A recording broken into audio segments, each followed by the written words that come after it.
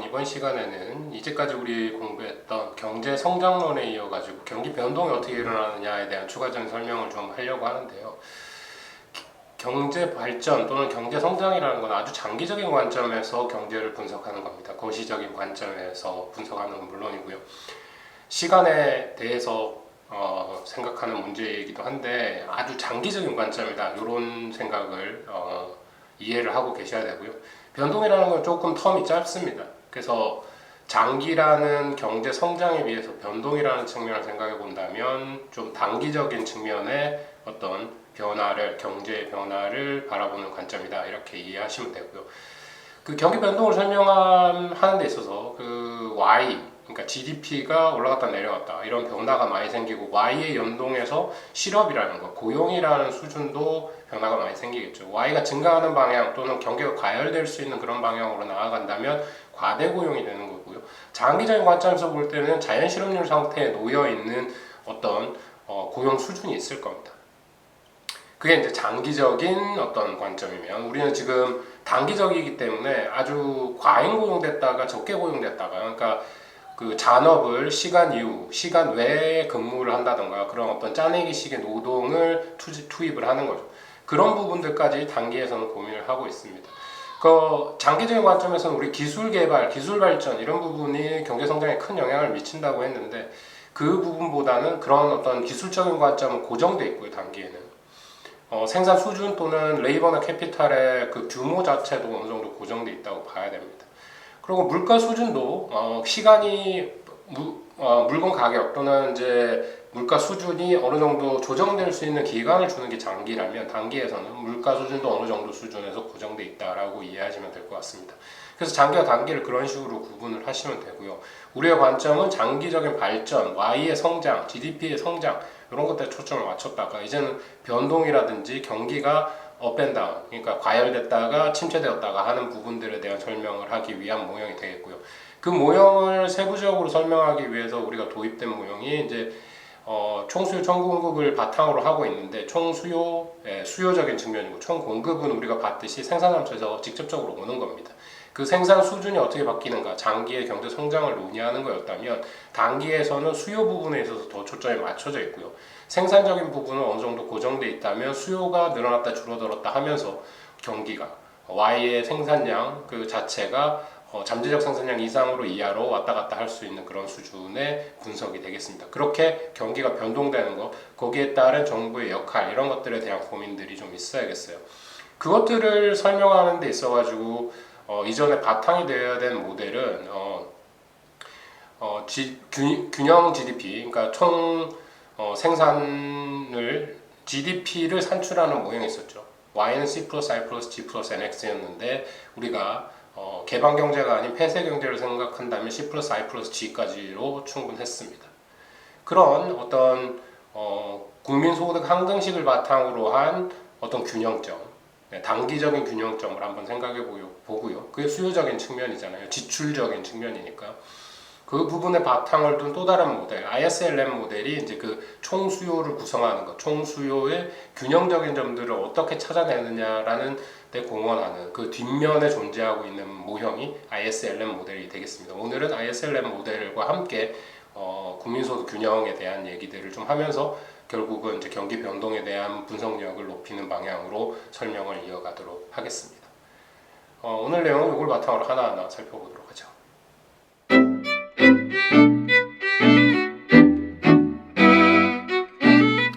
네, 첫 번째로 살펴볼 것은 균형 국민소득 결정 모형입니다. 균형 국민소득 결정 모형.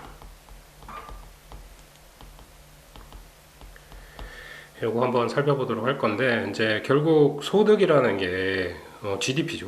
생산이 될 수도 있는데, 지금 이제 소비적인 측면, 지출적인 측면에 나와 있습니다.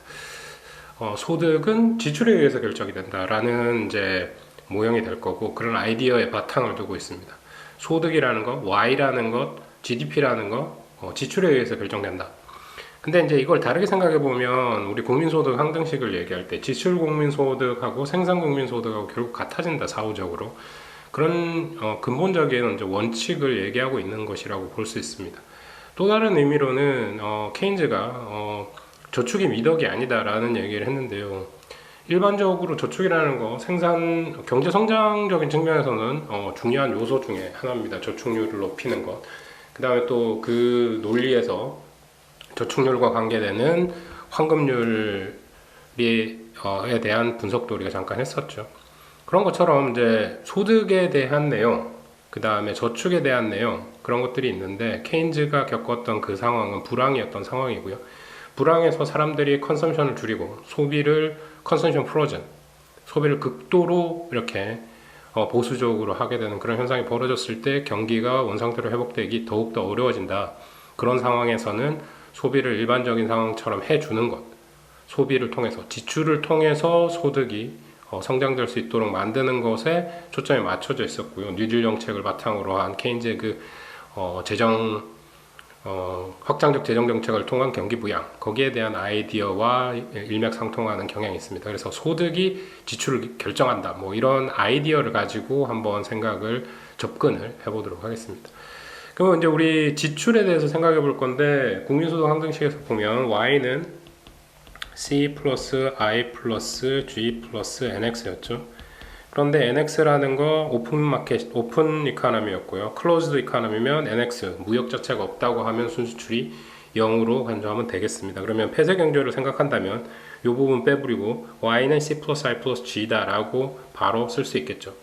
그럼 이 경우에 우리가 생각하는 이제 단기적인 균형, 국민소득 결정 모형에서의 균형을 찾기 위해서는 우리가 계획된 어떤 지출, Planned Expenditure라고 합니다. PE라고 쓸게요. PE라고 교과서에도 쓰고 있습니다. PE는 C하고 I하고 G하고 합해놓은 거다. Y하고 PE하고 같아지는 것.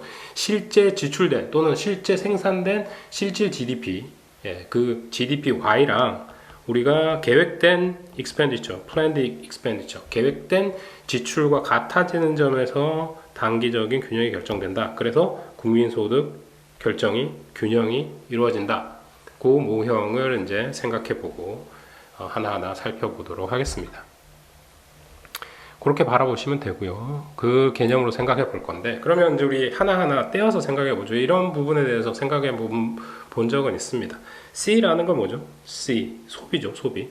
소비는 어떤 변수의 영향을 받습니까? Y의 영향을 받습니다. 그죠? Y의 영향을 받는데 가처분 소득이라고 해서 Y-T, 그러니까 내가 벌어들인 소득에다가 세금을 공제한 나머지를 이용해서 disposable income, 가처분 소득에 영향을 받아서 C의 크기를 변화시킵니다. 그러니까 소비 함수는 이런 형태를 가지고 있다라는 거죠. 그러면 소득이 변한다거나 조세 세금이 변한다거나 할 때 소비에 영향을 미치게 된다라는 거고요. C, 소비 함수는 C는 Y-T, disposable income, 가처분 소득의 함수다라고 생각하시면 되고요. G는 단기에 고정되어 있겠죠. 정부가 뭐 늘리거나 줄이거나 하는 건 외부적으로, 외생적으로 결정이 됩니다. 텍스량도 정부에 의해서 결정이 될 거고요. 거기다가 지금 투자도 일단은 외생적이라고 가정을 하겠습니다. 그렇다면 계획된 지출이라는 거, Planned Expenditure, PE는 이렇게 다시 쓸 수 있어요. 소비라는 거 함수인데 disposable income에 의한 함수고, I는 고정되어 있고 G는 고정되어 있다. 요 크기에 의해 가지고 결정이 될 건데, 균형 조건은 아까도 말씀드렸지만 이게 되겠습니다. 이게 균형 조건이 되겠어요. Planned Expenditure랑 Y랑 같아지는 점에서 균형이 결정된다. 요거를 생각해 보는 겁니다. 그럼 이거를 그림으로 한번 나타내 보겠습니다. 그림으로 나타내 본다면 이게 Planned Expenditure, 계획된 지출이 될 수도 있고 Y가 될 수도 있죠. 실질적으로 나타나는 Y가 있을 수도 있고요. 그럼 이게 어떤 모양을 가지고 있느냐? 이게 이제 국민소득 Y라는 게 여기서 결정이 될 겁니다. 그러면 Planned Expenditure 크기 자체가 어떤 크기를 가질 건데, I와 G, Y에 전혀 영향을 받지 않죠. 그렇다면 I와 G 수준의 절편을 가질 거고, 요런 직선의 모양을 가지는 Y와 C가 PE가 선형인 형태를 가지는 이런 곡선을 생각해 볼 수 있겠습니다. C가. 그러면 요 기울기 자체는 I와 G는 고정돼 있잖아요. 여기 P가. 그러면 요것의 기울기죠. 요것의 기울기인데 지금 X축 그린 게 Y니까 여기 있는 Y로 그려져 있죠. Y로 그려져 있는데 이 Y 자체가 C에 의해서 영향을 받는다라는 거죠. 이 C에, 그러니까 C 함수 자체인데 이게 선형함수라고 얘기를 한다면 이 기울기가 어떻게 되는 거냐? 그럼 기울기를 다시 정의하자면 MPC라고 정의할 수 있습니다. Marginal Propensity to Consume이라고 하는데요. 한계 소비 성향입니다. 한계 소비 성향이 기울기를 나타내고 있다. 그러면 내가 한계 소비 성향이라는 건 뭐냐? 1달러 더 또는 1,000원 더, 1원 더 소득이 증가했을 때 얼마만큼 소비로 변환시키느냐라는 거죠. 그게 한계 소비 성향입니다. 그걸 나타내는 지표고요. 그 다음에 이제 균형 조건 요거를 그냥 그려보겠습니다. Y는 PE하고 같아지는 점. 그게 45도 선이 되겠죠. 요 45도 선. 각도가 조금 다르게 보이긴 하는데, 네, 45도. 그러면 Y하고 PE하고 여기 PE축이라고 하고 여기 Y축이라고 하면 PE는 Y하고 같아지는 요 지점에서 Y 스타 균형이 결정된다고 보시면 되겠습니다.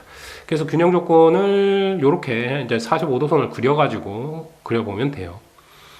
그러면 이제 여기에 각가지 변화들에 의해 가지고 어떻게 변화하느냐? 그러면 여기서 P라는 거 다시 쓰자면 P는 C 플러스 I 플러스 G인데 I와 G가 고정되어 있고 C는 디스포저블 인컴의 함수라고 했습니다. 근데 G가 변화하거나 I가 변화하면 절편이 여기에 있는 절편이 변하겠죠. 만약에 G가 증가했다고 한번 해보겠습니다. G의 증가가 일어났다. 그럼 G의 증가가 일어나면 G의 크기만큼 여기 평행이동을 하겠죠. P2 프라임이라고 할게요. 요게 G 크기만큼 상향적으로 이동을 하는 겁니다. 그쵸? 뭐 G 델타 G라고 할게요. G의 변화량만큼 평행 이동을 하게 됩니다. 그러면 Y 수준이 상승하게 되죠. 네, Y 수준이 상승하는 현상을 보인다. 요 조건만 이해하고 계시면 됩니다. 이게 이제 정부 구매가 증가했을 때 Y가 어떻게 변하는지 단계에서 그 내용을 설명할 수 있는 거고요. 그러면 G가 증가했을 때 얼마만큼 증가할 수 있느냐를 나타내는 것이 바로 승수입니다. 정부 지출 승수와 조세 승수를 나눠서 생각해 볼 수 있는데 승수예요. 승수. 멀티플라이어라고 합니다. 멀티플라이어라고 하는데 정부 지출 증가 또는 조세의 변화를 의해 가지고 Y가 얼마나 변하는지. 그러면 정부 지출이 10원 증가하면 Y가 10원 증가할 것인가, 아니면 그보다 더 크게 증가할 것인가, 더 작게 증가할 것인가를 고민해 보는 거 되겠습니다. 승수에 대해서 우리가 한번 생각을 해 보는 건데요.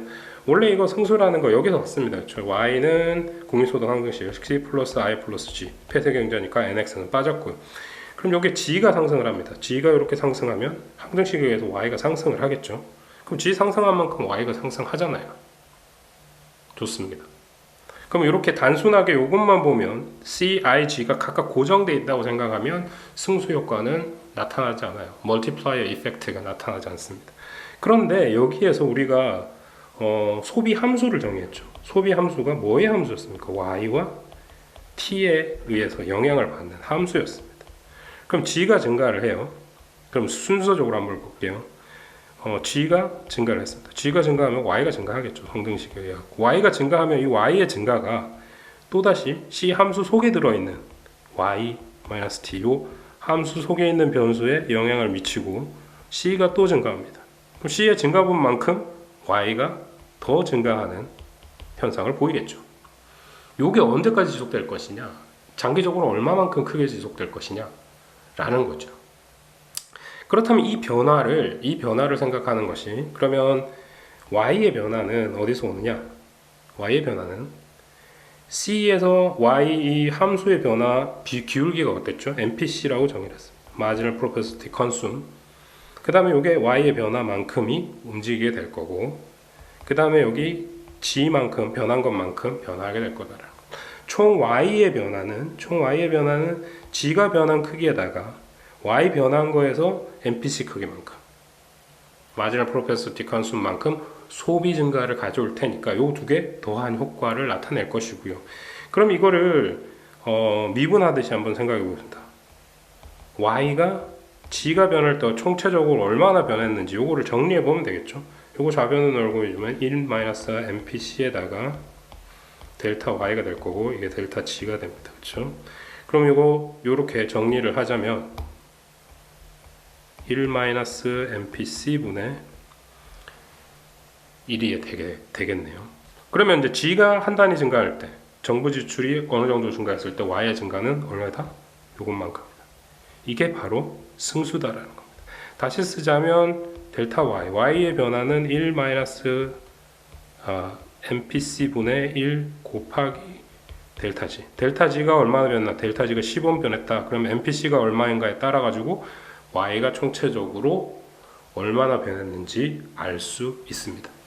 요거하고 똑같이요. 텍스가 변화했을 때 얼마만큼 변하는지 우리가 한번 또 살펴볼 수 있습니다. 조세승수라고 하죠. 조세승수라고 하는데 조세승수를 한번 구해보도록 할게요. 조세승수는 뭐 똑같습니다. 논리적으로는 똑같죠. 그럼 조세가 바뀌었다라는 거죠. 조세가 바뀌었다라는 겁니다. 그럼 원래의 공식이 y는 c 플러스 i 플러스 g죠. y는 한번 다시 쓰겠습니다. 요거죠. 그런데 요 c라는 놈이 y와 t의 함수입니다. disposable income이 y-t죠. 예. 그럼 여기서 t가 변했다는 거 아닙니까? t가 변했어요. t가 변했을 때 t가 증가했다 또는 감소했다 뭐 이렇게 변한 거죠. 그럼 이거를 t의 변화율을 델타 t라고 하겠습니다. 델타 t가 변하면 델타 t가 증가하면 y는 감소할 것이고 반대 방향으로 움직이겠죠. y의 변화가 일어날 건데 어떻게 일어날 거냐라는 거죠. 그럼 여기서 t가 바뀌면 c가 바뀌죠. 네. t가 바뀌면 i가 바뀝니까? i와 g는 고정되어 있습니다. 그렇죠? 그럼 이 부분의 변화는 우리가 생각할 필요가 없고요. t의 변화에 의해서는 이 단위를 생각해 볼 때 그러면 요거죠. c의 변화 기울기는 mpc입니다. Marginal Propensity to Consume이고 t가 변하면 y도 변하죠. y도 변하고 t도 변할 거예요. 그게 이제 전체 y의 변화에 영향을 줄 겁니다. 이렇게 공식을 쓸 수 있고요. 요거 다시 mpc 델타 y와 델타 t의 함수로 델타 y로 바로 한번 정리해 보도록 하겠습니다. 그러면 1-mpc의 델타 y는 마이너스 mpc의 델타 t가 될 거고요. 그러면 델타 y는 마이너스 mpc 나누기 1-mpc 곱하기 델타 t가 될 거예요. 됐죠? 자, 이게 뭐다? 조세승수다라는 겁니다. 정부지출승수와 조세승수가 이렇게 차이가 있죠. 정부지출승수 여기 있고요. 1-mpc 분의 1 조세승수 조세승수는 1-mpc 분의 -mpc가 되겠습니다. 그래서 t가 얼마나 변하냐 g가 얼마나 변하냐에 따라서 승수 효과가 나타난다. g가 변한 것만큼 y가 증가하는 것이 아니라 그거보다 더 큰 증가를 보인다라고 보시면 되겠습니다. 이게 왜 1보다 크다고요? 자, MPC가 뭐라고 했죠? MPC는 Marginal Propensity to Consume이라고 했습니다. Marginal Propensity to Consume이 뭐다? 한계 소비 성향이라고 했어요. 한계 소비 성향이라는 게 뭔가? Y가 1 증가했을 때, Y가 한 단위 증가했을 때 소비가 얼마나 증가하냐라는 거죠. 그러면 내가 10,000원을 더 벌었을 때 얼마만큼의 소비를 더 하느냐라는 겁니다. 보통 우리 저축률이 20%다. 그러면 한계 소비 성향이 80%다. 이렇게 보면 되겠어요. 저축률이라는 게 뭐죠? 내가 소득을 벌여가지고 그 부분의 일부분, 어떤 부분을 소비하지 않고 놔둔다라는 거죠. 소비하지 않고 놔두는 거 뺀 거 소비를 하는 거죠. 그러면 이제 그 퍼센티지를 각각 생각해 보면 되겠는데 20%의 저축률이다. 그러면 한계 소비 성향이 0.8이 되는 겁니다. 그럼 여기다 MPC에다 0.8을 넣으면 1 나누기 0.2 이게 5가 되죠. 뭐 MPC를 뭐 다르게 짧게 써가지고 MPC 다 쓰는 게 그러니까 알파라고도 많이 씁니다. 그럼 이 알파가 0.8이다. 한계 소비 성향이 0.8이다. 그러면 정부 지출 승수는 1-0.8분의 1이죠. 그러면 0.2분의 1이 되고 5가 됩니다. 이게 정부 지출 승수가 되고요. 조세 승수는 어떻게 되겠습니까? 0.8 마이너스 0.8 예, 마이너스 4가 되겠죠.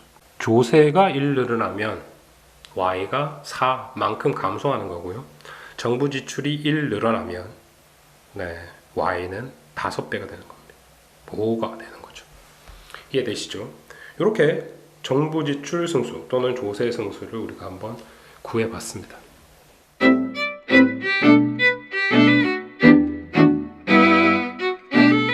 자, 국민소득 균형에 대해서 우리 단기적인 관점에서 한번 살펴봤고요. 국민소득 항등식을 이용해서 구하는 방법을 한번 고민해봤고, 거기에 따라서 이제 각각의 승수 효과에 대한 계산, 도출 이런 것들을 한번 해봤어요. 이번에 할 거는 ISLM 곡선입니다. 먼저 IS 곡선을 먼저 공부해 보도록 하겠습니다. IS 곡선이고요. IX 곡선은 재화 시장이죠. 실물 시장입니다. 재화 시장에 균형을 가져다주는 모든 균형점들을 이어놓은 겁니다. Equilibrium locus라고 해요. 균형점들을 모아놓은 선들이라고 생각하시면 됩니다. 그래서 이런 이제 균형점들을 모아놨는데 어떤 공간에다가 모아놨느냐 하는 게 중요하겠죠. 어떤 공간에다 모아놨느냐, y, r에다가 모아놨습니다. x축이 y, 수직축이 r인 이 공간에다 모아둔 거예요. 그러면은 이제 IS 곡선이 어디서 도출됐느냐? 여기서 도출됐습니다. 국민소득 항등식에서 도출됐고요. y는 c는 disposable income의 가처분 소득의 함수고, i는 아까 고정되어 있다고 했는데 원래 투자라는 거 이자율의 함수죠. 실질 이자율의 함수고요. 그 다음에 g, 정부 지출은 고정되어 있는 이 공식입니다. 요 내용을 y와 요 항등식, 요 식이 만족하는 모든 점들을 그 컨비네이션들을 이어가지고 IS 곡선을 도출을 했어요. 그럼 요거 도출하는 방법을 한번 다시 그려보도록 하겠습니다. 저 원래 플랜드 익스펜디처라고 해서 y하고 같아지는 그냥 달러에 대한 그 점들이에요. 그리고 y 우리 이렇게 그렸죠. 45도 라인 그려놨었고요. p가 y하고 같아지는 조건이고요. 그럼 여기 c 플러스 i 플러스 g 곡선이 하나가 있었죠. 플랜드 익스펜디처, 그래서 c 플러스 i 플러스 g인데 여기서 들어가 있는 거 c는 이제 y-t의 함수, 가처분 소득의 함수고 i는 r의 함수다라는 걸 그려놨습니다. 그럼 이 상태에서 우리 r이 변했을 때, 요게 이제 첫 번째 r이 1인 상태에서 균형이 y1으로 결정되어 있었어요. 그러면 이자율이 변화했습니다. 그쵸? 이자율이 떨어졌다고 생각을 해볼게요. r이 감소를 했어요. r이 감소를 하면 i가 증가합니다. 자, 투자는 이자율에 반비례하는 함수죠. r이 감소했을 때 투자가 증가한다는 거죠. r이 감소했다. 그럼 r이 r1에서 감소했을 때 이 곡선은 어떻게 변하느냐? 이자율이 감소하면 c 플러스 i r2라고 할게요. r1이 r2보다 큰 요 상태입니다. 그럼 이렇게 이자율이 증가했을 때 요 곡선이 증가를 하고요. y2로 이렇게 증가를 했습니다. 그럼 요거를 요 관계의 모든 이제 요 y의 균형점들, 요 균형점들을 모아놓은 게 IS 커브라고 했는데, 요거를 y와 아래축에다가 그려놓은 거죠. 첫 번째 r1에 어떤 y가 있었을 거고요. y1이 있었을 겁니다. r2가 어디에 있었죠? r2가 r1보다 작았죠. r2가 여기 있었는데, 그러면 y2는 컸죠. y2 점을 여기다가 찍습니다. 그래서 IS 곡선이 이런 식으로 쭉 따라서 계속 이 점들, 균형점들을 하나하나 찾아가다 보면, 그렇죠? 이렇게 연결되는 YS2, YS1, 이 아래 상태와 이 균형점들, 이게 바로 IS 커브, IS 곡선이 되겠습니다. 이렇게 도출이 된 거예요. 각각의 국민소득 균형 점들을 모아가지고 그 공간, 이자율과 Y의 상관관계에 있는 그런 공간에다가 표현해 낸 것, 그걸 IS 곡선이라고 합니다. 그렇다면 IS 곡선이 하향하는 이유는 이자율 하락이 투자 증가를 가져온다라는 거죠. 이자율이 하락되면 어떻습니까? 기업들이 투자 지출 증가, 그 생산을 더 하기 위해서, 더 많은 생산을 하기 위해서 투자하는데, 미래에 생산하는데 쓰도록 지출을 더 많이 한다라는 거죠. 그게 결국은 총 지출 자체를 증가시키는 방향으로 움직이기 때문에 IX 곡선이 우하향한다, 이렇게 이해하시면 되겠습니다. 그 내용 자체로 생각하시면 되고요. 요 내용은 지금 우리가 봤을 때 재화시장의 균형을 가져다주는 IS 곡선 도출하는 방법이라고 생각하시면 되겠습니다. 그렇다면 이 IS 곡선이 G가 움직였을 때 어떻게 움직이는지 한번 살펴보겠습니다. G가 변화했다.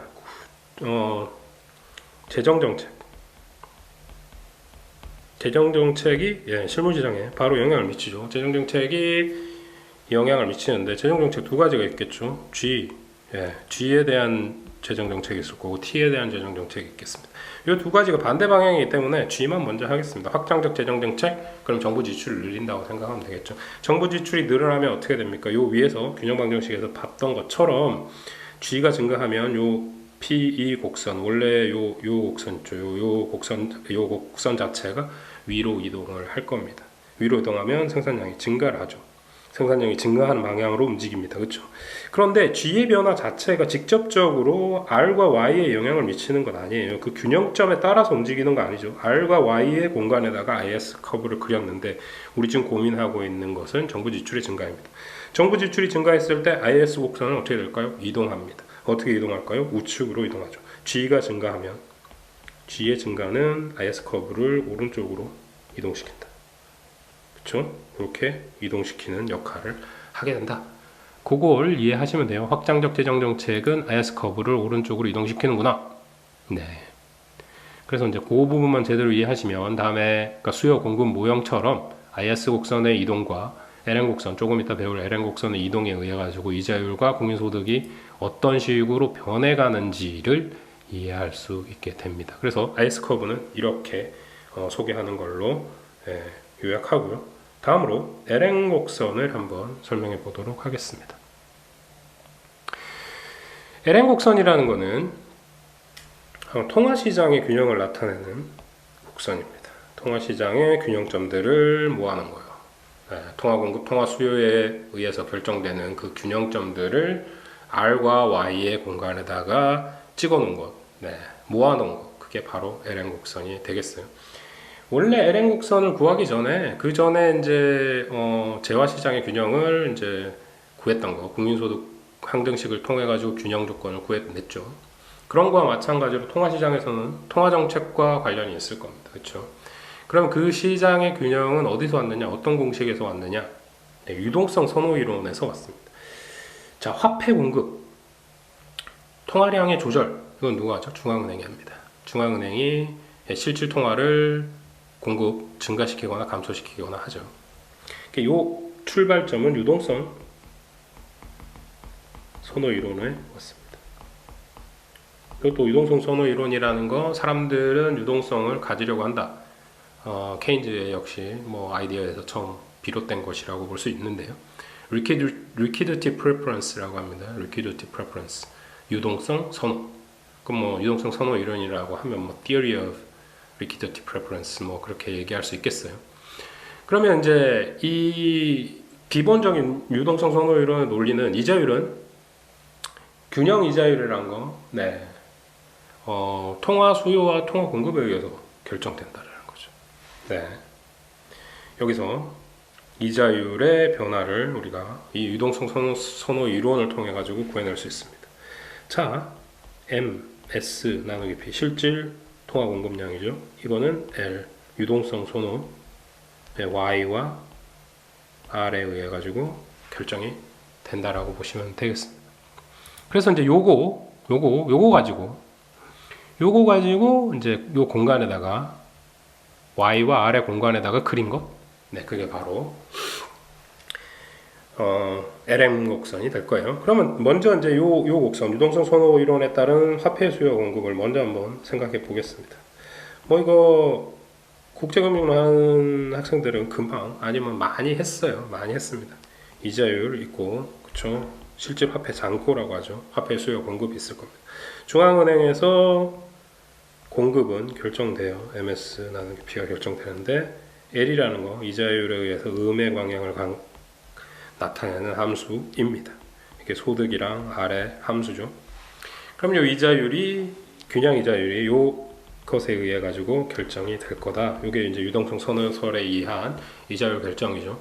그럼 이제 실질 잔고, 실질 화폐 잔고 또는 통화 공급량 MS 나누기 P 요거랑 이제 유동성 선호, 화폐 통화의 수요와 만나는 점에서 균형이 결정된다라는 거고요. 결국 거래량 자체는 중앙은행이 공급한 거 요 양에 의해서 결정이 될 건데 이자율에 영향을 미치게 됩니다. 그럼 통화 공급이 증가하면 이자율 감소하고 통화 공급이 증가하면 이렇게 나타나겠죠. 감소하면 MS가 이쪽으로 움직일 거니까 이자율이 증가하는 이런 방향으로 움직일 거고요. 그 반대로 통화에 대한 수요가 증가하면 이자율 증가하고 통화에 대한 수요가 감소하면 이자율 감소하는 그런 현상을 보입니다. 자, 그래서 이거 통화 수요와 공급, 유동성 선호에 의해 가지고 어떻게 변해 가는지 살펴봤고요.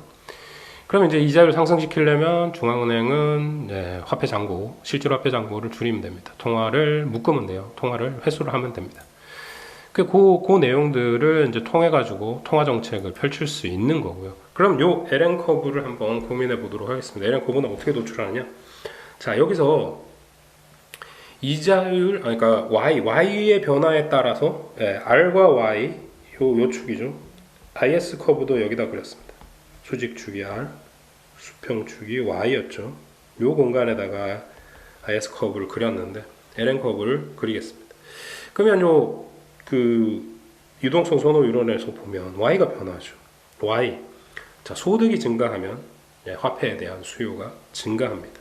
그럼 이거를 우리가 첫 번째로는 Y1이라고 하죠. Y1. Y1에서 L, Y2. 소득이 상승했어요. 그러면 이렇게 화폐에 대한 수요가 상승을 할 거고요. R이 원래 R1 수준의 균형에서 R2 수준의 균형으로 바뀝니다.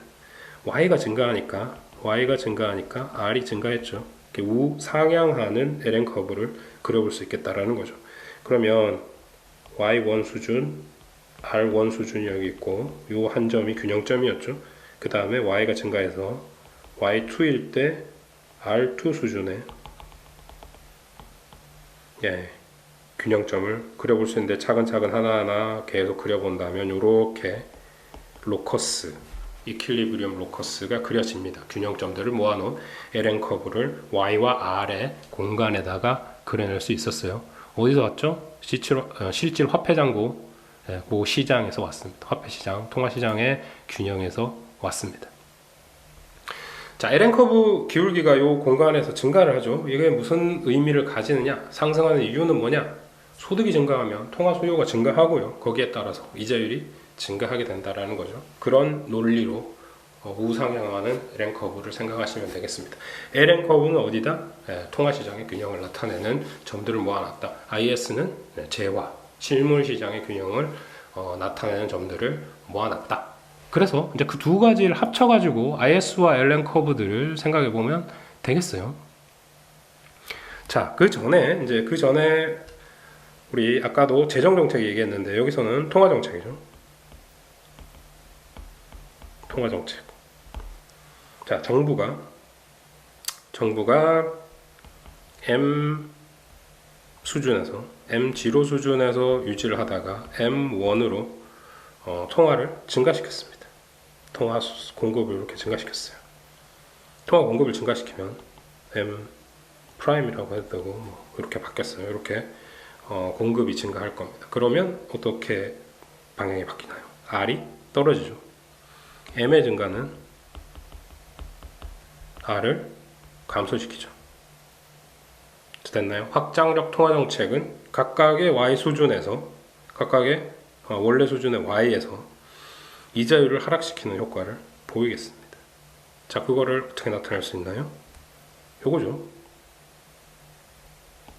통화량의 증가는 LN 커브를 우측으로 이동시키고 통화량의 감소, 긴축적인 통화 정책은 LN 곡선을 왼쪽으로 이동시킨다. 그게 통화 정책의 효과를 LN 커브, 통화 시장의 균형점들을 모아놓은 그 선들의 변화로 이해하시면 되겠습니다. 그러면 각각의 어떤 통화나 재정 정책의 변화에 따른 균형 변화량을, 균형 소득 수준을 어떻게 변화할지 단기 균형들을 빨리빨리 찾아낼 수 있다라는 거죠. 이렇게 ISLN 곡선을 통해 가지고 균형점들을 직접적으로 찾아낼 수 있습니다. 근데 이것들이 어떻게 쓰이느냐? 이게 단기 변동에 우리 궁극적으로는 영향을 미치는 거죠. 단기의 경기 변동 분석하는데 쓰인다라는 거죠. 자, 우리 국민소득 결정 이론을 오늘 배우면서 이거 그 국민소득 항등식에서 왔죠. 요거 재화시장의 균형인데 IS 커브로 바뀌었어. 이 조건을 통해 갖고 IS 커브를 도출해냈습니다. 유동성 선호 이론이죠. 유동성 선호 이론을 바탕으로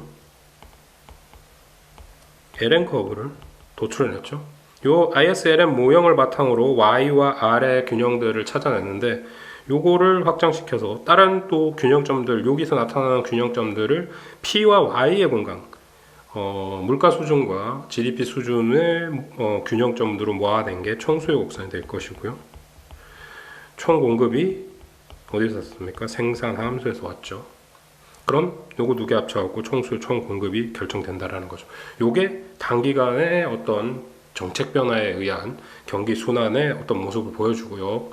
그 외부 효과에 의해 가지고 단기 순환의 효과들이 벌어졌을 때 정부는 재정 또는 통화 정책을 통해서 어떻게 대응하느냐에 대한 어떤 대응책들이 마련되게 되겠습니다.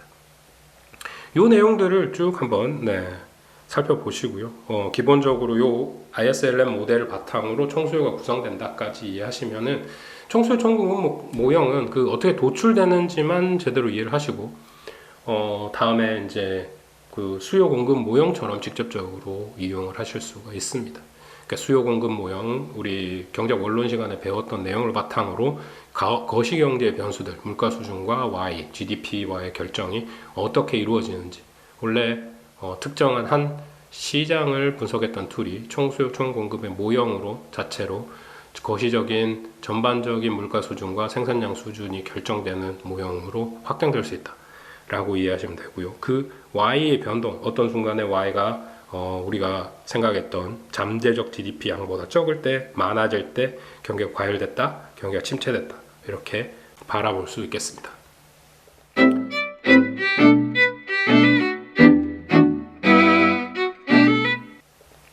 자, 이번 시간에는 우리 단기 변동을 설명하기 위한 기본적인 프레임워크들을 하나하나 공부를 했는데요.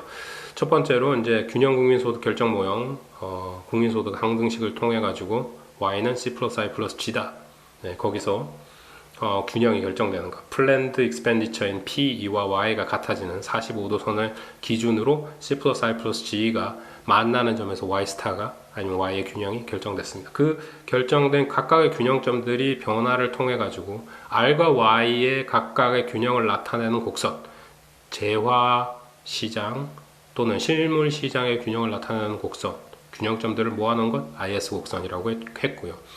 그 다음에 이제 통화시장, 통화시장의 균형들, 유동성 선호 이론, 유동성 선호설, 거기에 바탕을 둔 방정식, 실질 화폐 잔고는 liquidity preference인 L 화폐 수요 곡선하고 같아지는 그 두 가지의 균형 조건을 바탕으로 두 가지 텀이 같아지는 균형 조건을 바탕으로 LN 곡선을 도출했습니다.